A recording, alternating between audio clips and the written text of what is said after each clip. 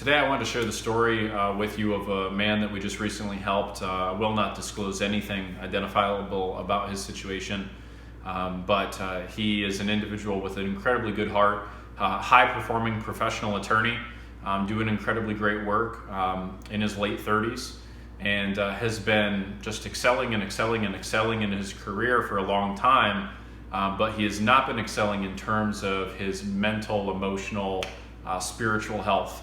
He has been feeling a lack of fulfillment for a long period of time.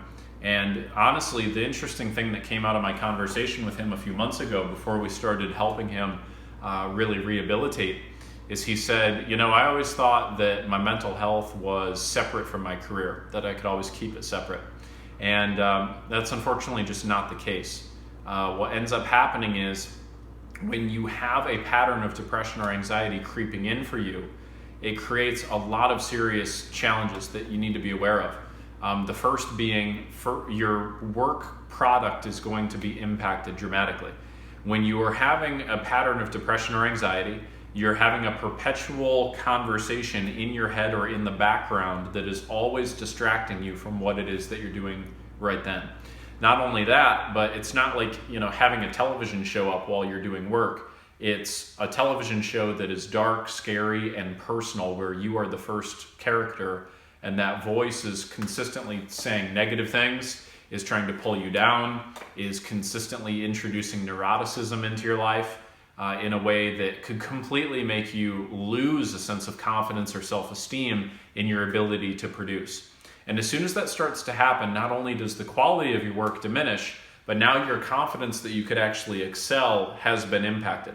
Now, a lot of people don't like to believe that this is really happening. They experience anxiety or depression and they keep trying to charge forward.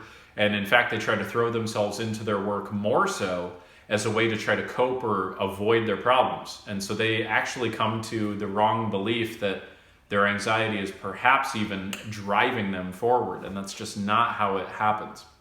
Anxiety is like the emergency brake while your drive is the accelerator. We want to remove the emergency brake so that everything can get lined up and so that your goals can actually be met from a career standpoint, but also a mental health standpoint. And so for this gentleman, he was in a spot where he knew he should have made partner a couple years ago, but was passed over for it. And he hadn't yet gotten pushed out of his firm, but he felt like that was about to happen.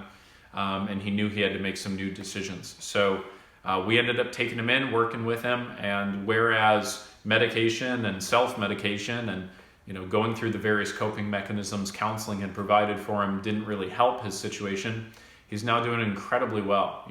He is excited for work for the first time in a long time.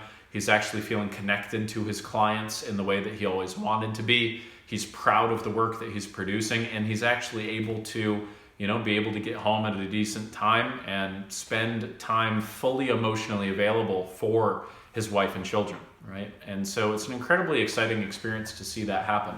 And what is on the horizon for him now from a career standpoint is, he had a conversation with some of the individuals at his firm, and whenever the next opportunity emerges for him, it looks like a promotion is definitely going to be in his horizon, because the individuals in his ecosystem at his work environment have now seen that dramatic increase. That little 2mm increase can change your entire golf game, as a metaphor, right? So changing a couple distinct things about how we approach mental health completely changes your emotional experience while at work, and therefore changes entirely your work output when you're inside of your career. It could completely change the game for you.